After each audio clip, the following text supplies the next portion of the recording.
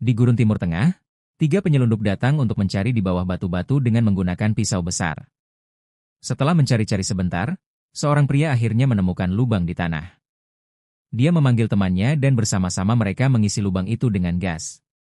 Setelah beberapa detik, salah satu pria itu melihat lebih dekat hanya untuk melihat seekor laba-laba melompat keluar dari lubang dan menggigitnya. Saat pria itu berguling-guling di tanah kesakitan, lebih banyak laba-laba keluar dan para penyelundup lainnya buru-buru menangkapnya dalam wadah plastik. Karena pria yang digigit itu tidak akan sembuh, mereka memutuskan untuk membunuhnya sebagai tindakan belas kasih. Beberapa saat kemudian, laba-laba itu dijual secara ilegal di seluruh dunia sebagai hewan peliharaan eksotis.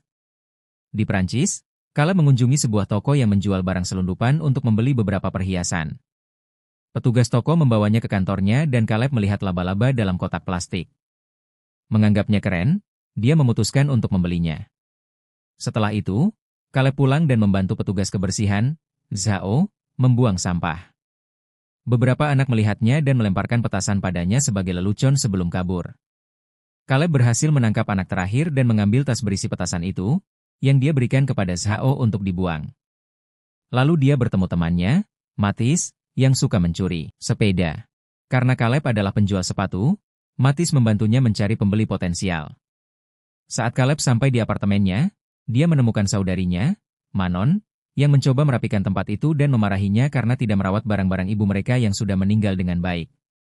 Setelah itu, dia pergi ke kamarnya dan panik saat melihat lampunya mati. Dia langsung menyalakannya, dan terlihatlah koleksi besar hewan peliharaan eksotis yang butuh kehangatan lampu untuk bertahan hidup. Sebuah laba-laba dimasukkan ke dalam kotak sepatu sementara Caleb berjanji akan membelikan rumah kaca yang tepat untuknya nanti. Kemudian, Caleb berteriak pada Manon karena mematikan lampu. Karena itu bisa membunuh hewan peliharaannya. Manon teriak kembali, menunjukkan bahwa tagihan listriknya terlalu tinggi karena dia. Kemudian hari itu, Caleb pergi ke pesta dan bertemu Toumani, yang minta sepatu baru karena sepatunya yang sekarang udah jelek. Caleb berjanji akan segera membelikannya, dan Toumani pergi bersama anjingnya setelah mengancamnya. Lalu Caleb mengecek Claudia, seorang teman lama dari ibunya. Dia memberi dia perhiasan yang dibelinya sebelumnya sebagai hadiah perpisahan karena dia akan pindah. Sepertinya biaya sewa sudah terlalu tinggi dan hampir tidak ada yang bisa membayarnya lagi di gedung itu. Seluruh geng menghabiskan waktu di pesta dengan merokok dan bermain video game. Di kamar Caleb, laba-laba membuat lubang di kotak dan berhasil melarikan diri. Beberapa jam kemudian, Caleb pulang dan harus menyalakan lampu lagi. Ketika dia membuka kotak itu, dia menemukan laba-laba sudah hilang dan dengan putus asa mencari di seluruh ruangan tanpa hasil. Namun, dia menemukan sebuah kepompong yang dia sembunyikan di kotak lain. Sebelum memutuskan untuk tidur di sofa, keesokan paginya Caleb dibangunkan oleh Manon dan beberapa temannya yang sedang memperbaiki kamar mandi. Jadi dia gak bisa mandi. Lalu Caleb bawa sepatu baru ke Toumani dan mereka terlihat oleh Gilles, yang mengira sepatu itu menyembunyikan barang ilegal dan mengingatkan Caleb bahwa dia sedang mengawasinya. Toumani sembunyi di ruang penyimpanan dan coba pakai sepatu barunya, tapi dia cepat-cepat ngeluarin kakinya pas ada sesuatu yang menggigit. Dia lihat ke dalam sepatu dan seekor laba-laba muncul merayap di lengannya. Jadi dia langsung dorong laba-laba itu jatuh, dan memukulnya dengan sepatu. Saat dia memeriksa sepatu itu lagi, puluhan laba-laba kecil keluar dan merayap di seluruh tubuh Toumani, bikin dia panik sementara anjingnya makan laba-laba aslinya. Sementara itu, Caleb kembali ke kamarnya dan menemukan seluruh geng menatap makhluk-makhluknya, menyalahkannya karena beli binatang ilegal. Caleb terus mendapatkan telepon dari Toumani tapi dia mengabaikannya karena lagi berdebat dengan yang lain untuk mengeluarkan mereka. Begitu semua orang pergi, dia menutup pintu dan menutupi celahnya dengan handuk untuk jaga-jaga. Lalu Caleb mencoba menelepon Toumani, tapi dia nggak angkat karena sekarang lagi sakit parah. Kulitnya ada bekas-bekas aneh dan matanya ngeluarin air mata kuning. Pas dia berusaha berdiri buat ngambil telepon, dia jatuh dan pecahin beberapa gelas, jadi sekarang dia juga berdarah. Beberapa saat kemudian, tetangga-tetangga mulai kesal karena anjingnya Toumani nggak berhenti menggonggong. Mereka coba nelpon dan ketuk pintunya, tapi dia nggak jawab. Gilles akhirnya nekat ngebongkar kunci pintunya dan semua orang kaget lihat Toumani udah tewas di lantai. Gak lama kemudian polisi datang, tapi mereka nolak buat jelasin gimana Toumani bisa mati. Dan tetangga-tetangga jadi cemas pas lihat petugasnya menggunakan masker. Terjadi argumen di antara mereka karena banyak orang yang menyalahkan overdosis, jadi polisi harus menenangkan mereka dan mengirim mereka kembali ke apartemen. Sebagai langkah keamanan, tidak ada yang diizinkan keluar dari gedung untuk sementara waktu. Jika ada yang demam, Mereka harus menunggu dokter datang. Setelah menyelamatkan anjing Toumani, geng itu berdiskusi tentang apa yang mungkin terjadi dan Manon bertanya-tanya apakah Caleb benar-benar menjual zat tertentu kepada Toumani, yang membuatnya marah. Jordi meyakinkannya bahwa itu tidak benar, overdosis karena dia sudah lihat para pecandu di rumah sakit. Sementara itu, Zhao lagi ngeluarin barang-barangnya di ruang penyimpanan dan kaget lihat banyak jaring laba-laba di langit-langit. Dia nutup wajahnya pakai sapu tangan dan mulai nyemprotkan obat serangga ke seluruh ruangan. Gak sadar kalau beberapa laba-laba udah kabur lewat ventilasi. Beberapa detik kemudian, laba-laba itu muncul di kamar mandi Caleb, di mana pacar Jordi, Lila, lagi cuci muka.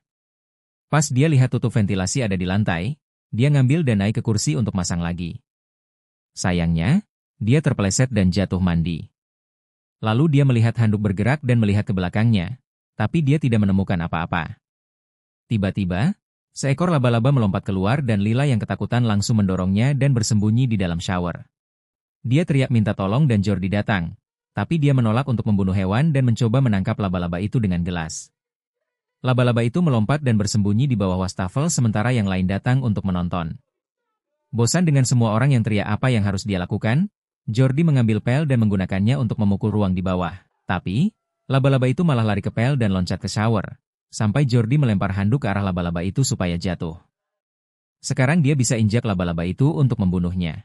Setelah itu, dia ambil handuknya dan semua orang terkejut melihat puluhan laba-laba kecil lari keluar. Di saat yang sama, laba-laba biasa muncul dari saluran shower dan Lila panik. Jordi langsung menarik Lila keluar dari kamar mandi dan mereka menutup pintu, yang mereka segel dengan semaksimal mungkin pakai lakban. Kelompok itu kemudian memaksa Caleb untuk bicara sampai dia mengaku kalau dia beli laba-laba gurun ilegal, tapi dia bersumpah, hewan peliharaannya jauh lebih kecil. Matis menyimpulkan bahwa bayi-bayi itu lebih besar karena mereka harus beradaptasi dengan lingkungan baru mereka. Caleb mengambil kotak berisi kepompong, dan saat Jordi membukanya, dia menemukan lebih banyak laba-laba. Dengan menggunakan lebih banyak lakban, Matis juga menutup kotak itu. Sementara itu, Zhao masih membersihkan gedung dan menemukan laba-laba yang sudah mati. Saat itu polisi kembali dan menyebutkan tentang karantina, jadi mereka menutup pintu depan. Lalu Zhao melanjutkan untuk melihat-lihat, menemukan lebih banyak jaring laba-laba di koridor dan bahkan seekor burung terjebak di dalamnya. Dia mengambil tangga untuk mencapai langit-langit dan menggeser sebuah panel untuk menemukan sarang laba-laba besar yang tersembunyi di sana. Zhao menutupi wajahnya dan menggunakan semprotan lagi, lalu dia mengamati lebih dekat dengan senter. Tiba-tiba laba-laba melompat ke wajahnya dan membuatnya terpeleset dari tangga, jadi tubuhnya sekarang meluncur turun tangga. Kembali di apartemen Caleb, Lila, Manon, dan Jordi memutuskan untuk mengabaikan perintah polisi dan mengumumkan bahwa mereka akan pergi. Matis memilih untuk tetap tinggal karena dia sudah cukup bermasalah akibat pencurian-pencuriannya. Sementara Caleb tetap tinggal karena dia memikirkan tetangga-tetangga yang sangat dicintai ibunya. Karena yang lainnya terus mendesak, Caleb setuju untuk pergi tapi cuma setelah memperingatkan tetangga mereka biar bisa pergi juga. Di apartemen lain, seorang pria lagi berolahraga sambil dengerin musik. Pas dia lihat ke cermin, ada laba-laba di belakangnya, tapi pas dia balik badan, laba-labanya hilang. Dia cari-cari di ruangan sampai akhirnya dia lihat laba-laba itu di dinding lain dan malah bikin lubang besar pas dia nyoba nendang. Cowok itu ngintip ke dalam dan lihat semua jaring laba-laba sebelum laba-laba itu loncat ke arah dia. Dia teriak minta tolong, tapi ayahnya lagi tidur dan gak dengar. Sementara itu, Caleb dan Matis lagi pergi dari pintu ke pintu. Caleb pergi dari pintu ke pintu untuk memperingatkan tetangga. Khawatir, Caleb lari untuk mengecek Claudia, yang gak menjawab pintunya. Tapi pas dia mendekat, laba-laba keluar dari tubuhnya yang udah mati. Caleb dan Matis panik dan lari keluar dari apartemen, cuma untuk lihat seorang kakek minta tolong. Di apartemen, Lila mencoba beberapa saluran TV tapi nggak nemu satupun berita yang membahas situasi mereka. Jordi mencari di internet dan menemukan bahwa ini adalah laba-laba dari keluarga Sicariidae, yang bisa tumbuh 10 kali lipat untuk melawan predator. Manon cek media sosial dan juga nggak menemukan peringatan dari pihak berwenang, cuma tweet dari tetangga yang mengeluh tentang lockdown. Tiba-tiba mereka mendengar suara gelas pecah di dapur dan Jordi menyadari sebuah cairan aneh merembes di bawah pintu. Ketika dia melihat ke dalam, dia menemukan bahwa anjingnya Toumani sudah mati dan seekor laba-laba keluar dari perutnya. Segala sesuatu segera menjadi lebih buruk di seluruh gedung. Ayahnya menemukan anaknya yang sudah mati sementara pria dari koridor terus menangkap laba-laba dengan gelas, tapi dia juga segera mati. Sebenarnya, ada orang-orang yang mati di setiap lantai. Matis dan Caleb kembali ke apartemen mereka hanya untuk bertemu teman-teman mereka di depan pintu. yang sangat putus asa untuk pergi dan menolak untuk kembali masuk. Tiba-tiba Giles muncul di belakang mereka dan mulai menyerang mereka dengan tongkat. Caleb ditenangkan sebelum Mattis dinyalakan. Manon mencoba menenangkan dia, jadi Giles berteriak kepada mereka dan memaksa mereka masuk apartemen untuk tinggal di sana seperti yang dibilang polisi. Dia menegaskan bahwa Jordi dan Lila seharusnya tidak ada di sini karena mereka tidak tinggal di gedung ini. Giles memaksa masuk dan minta untuk melihat kamar Caleb, masih berpikir dia adalah pengedar barang ilegal. Ketika yang lain mencoba menghentikannya, dia semakin curiga, jadi Caleb yang marah memutuskan untuk membiarkannya masuk.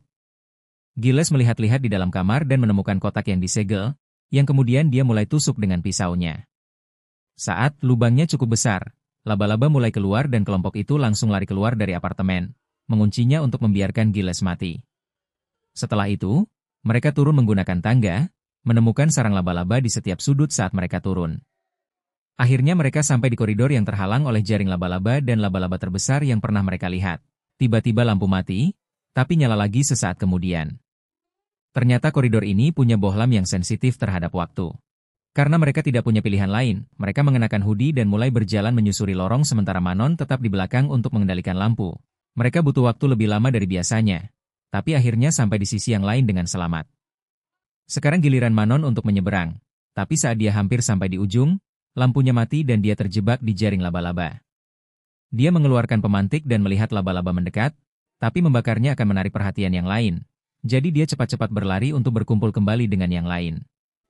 Ketika kelompok itu mencoba pergi, polisi menahan pintu dan mengabaikan mereka. Tolong! Para cowok itu ngeluarin semua tenaga mereka buat buka pintu sedikit aja, malah polisi pakai celah itu buat tembak gas ke mereka. Grup itu pengen terus menarik, tapi polisi nembak pintunya biar mereka mundur. Mereka nggak ada pilihan lain selain lari lagi lewat koridor yang menyeramkan itu sampai balik ke tangga. Berkat gasnya, laba-laba nggak nyerang mereka, tapi Jordi hilang.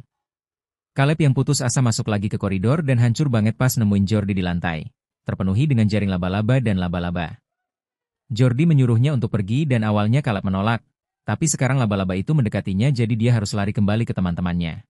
Sementara Lila panik karena kehilangan pacarnya, Mattis melihat cairan aneh dan melihat ke atas untuk menemukan pemandangan yang mengerikan. Sekelompok mayat terjebak di jaring laba-laba di dinding dan langit-langit.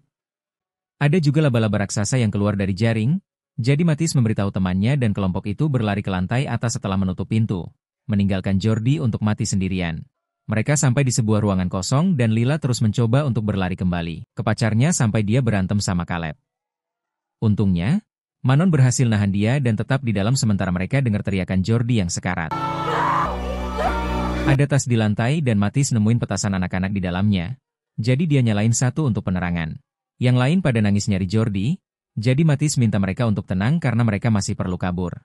Dia percaya kalau dengan petasan itu, mereka bisa lawan laba-laba dan sampai ke atap untuk minta bantuan. Pertama, Mattis ngebuang petasan ke koridor, dan ledakannya bikin semuanya laba-laba di langit-langit membeku.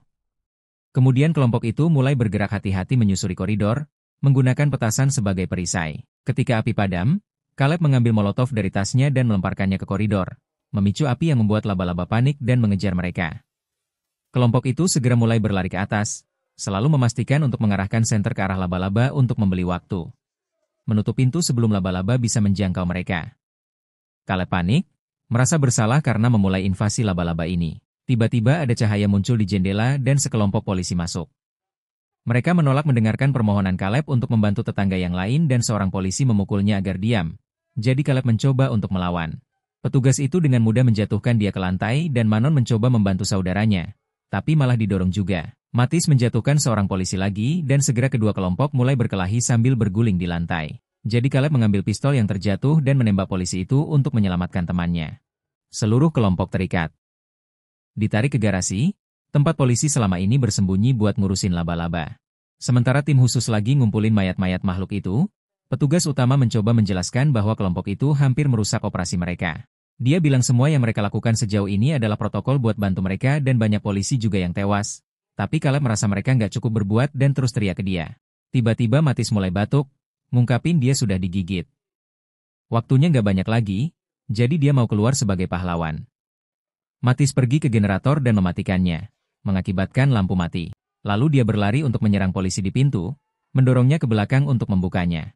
Tak lama kemudian ratusan laba-laba keluar dan para polisi mulai menembak saat mereka menyebar di garasi. Saat laba-laba mulai membunuh para polisi, Caleb dan cewek-cewek itu memanfaatkan kesempatan untuk melarikan diri. Lila dan Caleb berhasil bersembunyi di balik mobil dan menyadari mereka telah kehilangan Manon. Dia berlari melalui, kekacauan terjadi dan mereka berhasil berkumpul kembali dengan Manon. Tapi Caleb ditembak di kaki dalam prosesnya. Manon mengambil alat pemadam kebakaran dan memecahkan jendela van supaya mereka bisa masuk dan bersembunyi di dalamnya. Dia merawat luka Caleb dan minta maaf atas sikapnya, mengakui bahwa dia juga merindukan ibu mereka. Caleb memberinya gelang ibu mereka, bilang supaya dia simpan. Tak lama kemudian, laba-laba muncul di jendela, tapi sebelum mereka bisa masuk ke van, Lila menyalakan lampu mobil untuk menakut-nakuti mereka. Setelah itu, saudara-saudara itu keluar dari van, menghindari polisi dan laba-laba sampai akhirnya mereka sampai ke kendaraan bersama Lila. Dia mulai mengemudikan mobil keluar dari garasi, menabrak beberapa mobil, motor, dan bahkan polisi di jalannya. Dia butuh beberapa belokan, tapi akhirnya dia menemukan pintu keluar, hanya untuk melihat laba-laba raksasa menghalangi jalan. Caleb sukarela keluar dan menatap makhluk itu, yang langsung kabur setelah Lila mematikan lampu mobil. Sekarang Caleb bisa membuka pintu depan dan kelompok itu akhirnya berhasil melarikan diri. Beberapa saat kemudian, pagar yang dipasang di sekitar gedung dipenuhi dengan foto-foto semua orang yang dibunuh oleh laba-laba, bunga, pesan, dan souvenir ditinggalkan untuk mengenang mereka. Gedung tersebut diledakkan, jadi para penyintas kehilangan rumah mereka. Di hutan, Caleb mengubur sebuah kotak yang berisi foto masa kecilnya bersama Jordi. Ada laba-laba merayap di bahunya, jadi dia menangkapnya dan melepaskannya di hutan.